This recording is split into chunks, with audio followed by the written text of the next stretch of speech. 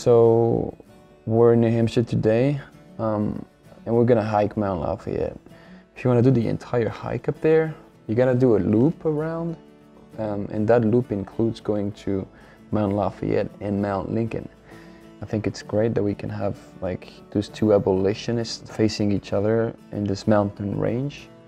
And so I think it's gonna open up a conversation from the time of Lafayette to the time of Lincoln with regards to slavery. And in the middle, we're gonna see how New Hampshire contributed to advancing the conversation on slavery at the national level. I think it's an interesting angle. If we gotta do this hike, we gotta go now because it's a long hike. So let's get it done.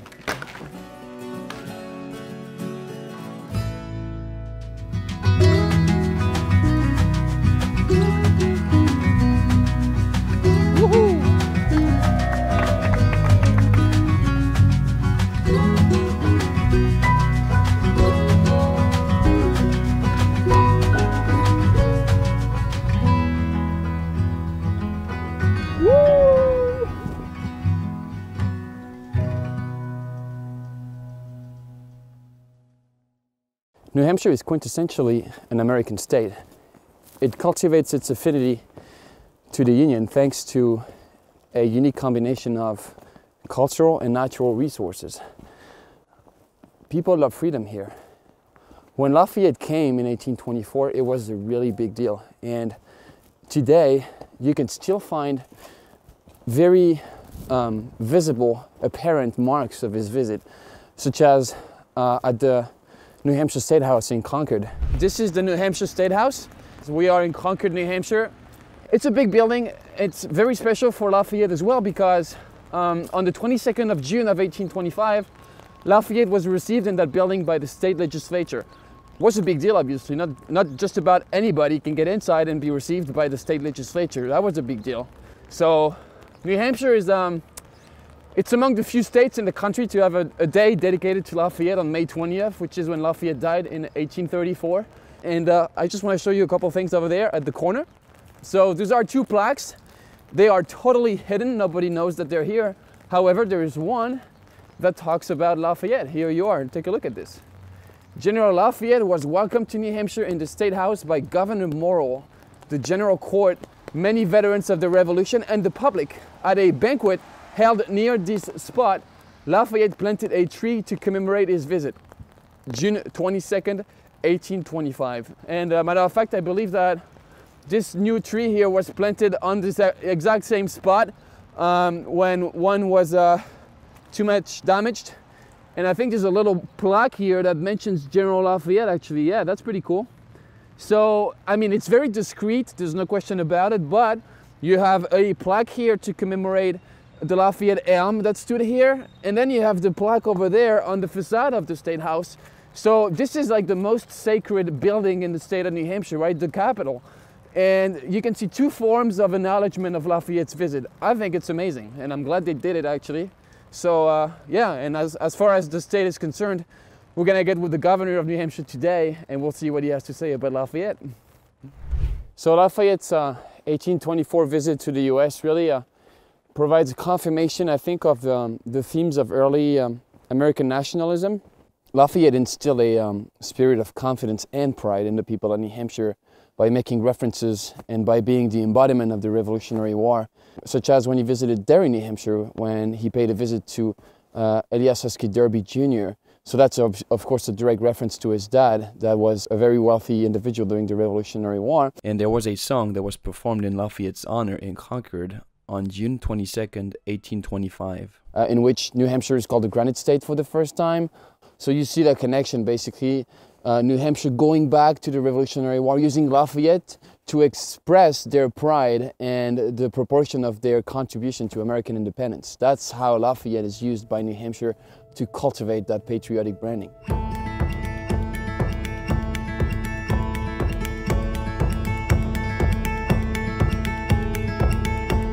Welcome to Greenland. Look at that. We have a beautiful marker here at the Lafayette Trail. Lafayette was here on September 1st, 1824. He was received by the locals They turned out in droves to see him. As a matter of fact, when we dedicated this marker, we had about 75 people. We had a United States Senator's remarks read into the record. We had as well remarks from a congressperson as well from New Hampshire to Washington, D.C. remarks. I think it speaks to the fact that a local event like this can have a statewide significance. I was very happy to see how the locals received this marker and celebrated it. We had great coverage. We had musket firing. Now, as far as Lafayette's visit goes, this is just when he entered Portsmouth in 1824 on that one-day trip.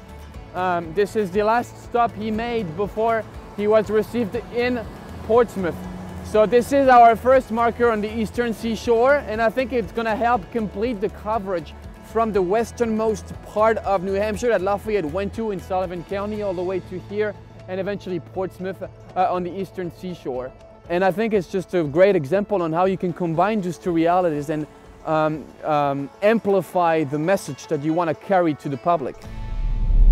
On October 19th, 1824, the people of Franconia, New Hampshire elevated Lafayette to new heights by naming a mountain after him in the White Mountains region.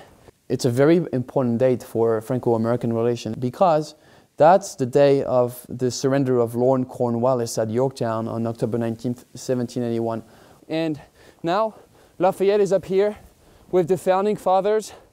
And so I think New Hampshire, by hosting this presidential range in Franconia Notch, all these mountains named after founding fathers, I think it speaks volume that they added Lafayette to all these names like Washington, Jefferson, Adams.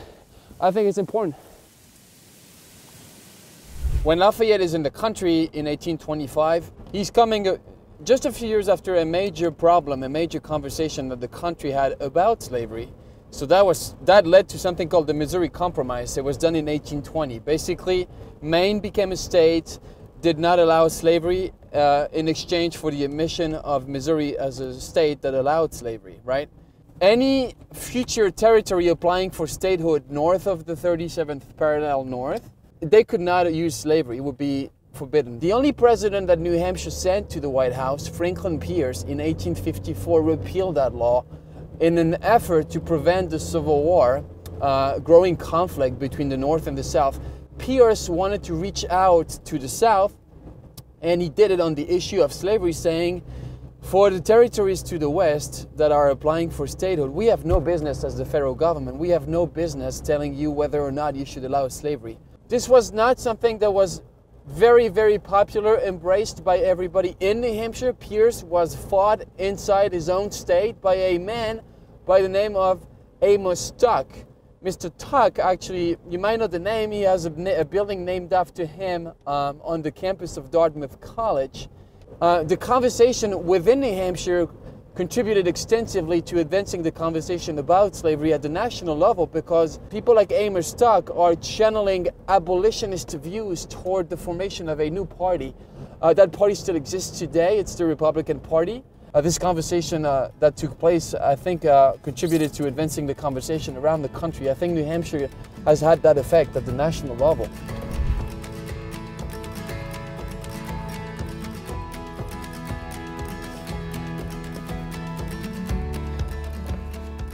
You know, people, they call this the bridle path. Let me tell you, it's a little too steep to be a path. I think there's nothing pathy about it. Now, that is steep. Wow.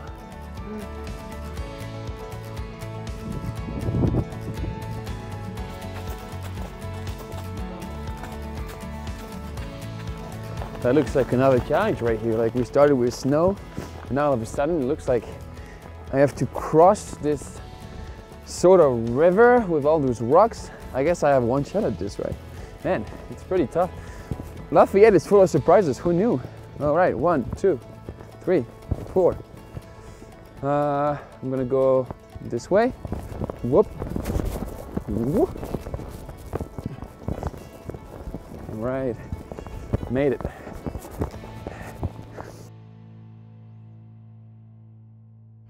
The governor of New Hampshire is joining us today in Hopkinton for the dedication ceremony of our Lafayette Trail marker there. I think it's great that he's able to join us. I think it will add tremendously to the value of the whole event. Welcome, everybody. Thank you so much for being here for such a special day. We're very excited to be here with the Lafayette Trail and celebrate Lafayette's visit in New Hampshire. Thank you to Governor Sununu for attending this event. Thank you to the town of Hopkinton for welcoming one of our markers here to town. Thank you to Mr. Consul to my left for attending as well the event. We are very honored to dedicate this marker today in Hopkinton. This is the third this week. You know, Granite Staters, they really turned out in droves in 1824 to welcome Lafayette. So these are some words from the governor in 1824, just for you all to listen to. When we remember the deeds and exploits of Washington, Sullivan, Stark, and other heroes of the Revolution, we will associate with them the name of Lafayette. It is identified with achievements, the most glorious, and names the most illustrious that the history of the world can afford. Thank you very much. Thank you.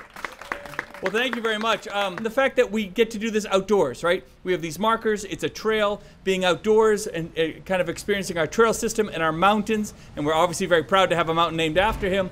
That is who we are, right? The environment is a big part of New Hampshire's fabric, and to be able to do this in a way so we're not just reading about history, but we or our kids, it's something tangible. It's really hands-on and something we can experience while we're doing something else that we love, whether it's hiking or just experiencing the incredible heritage and the community of the towns that we have here. So the way it's not just that it's being done, but the way it was done, cannot thank you guys enough. You guys put something together so awesome. So great job. Cannot thank you enough. You got it. Thank you, Governor. Appreciate it.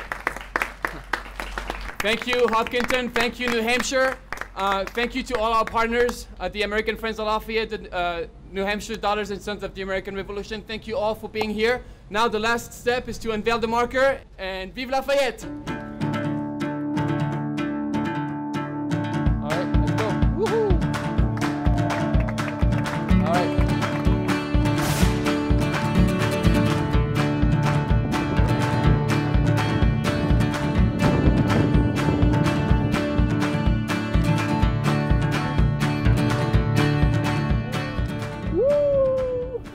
Two mountains, Lincoln and Lafayette, two abolitionists looking at each other, forever neighbors in the Fregonia Notch and in the White Mountains in New Hampshire. How about that? Look at that. Clear. We got a clear shot. To me, it's a powerful connection that these two mountains are next to each other, and I feel like these names are here forever. They're going to have a conversation. These are two major abolitionists in the history of the United States, and I think that New Hampshire provides a setting to create a conversation between Lafayette and Lincoln, not just two mountains, but two individuals that contributed to advancing the conversation about slavery in the United States. Well, guys, I had to get out of the wind. It's crazy up here at Mount Lafayette. I just want to thank you for following the Frenchmen, tagging along here on this amazing journey in the Granite State. Hopefully you enjoyed it. Can't wait to share more episodes with you. Thanks so much for tuning in. I will see you on the trail. À bientôt.